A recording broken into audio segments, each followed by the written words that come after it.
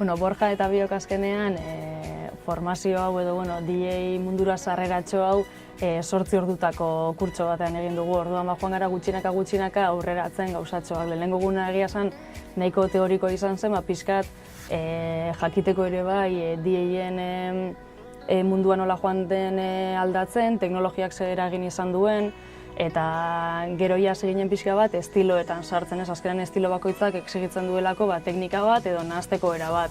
Orduan hori lotu genuen gero nahazketekin, orduan hasi ziren ja beraien nahazketak sortzen, eta gero erakutsi genien pixka bat tresnak ere bai nola preparatu behar dituzten. Azkenean jakin dute ekipoa montatzen, badakite beraien pendriveak nola antolatu, eta herramienta horiek ja jakinda pixka bat aparatuak eta jakinda nahazketen desberdintasunak edo dauzkaten aukerak, azkenengo gunean beraiek montatu behar izan dute tresneria guztia eta saiotxo bat egingo dute, eta saiatuko gara, azkenean nahiko kompletoa izan da.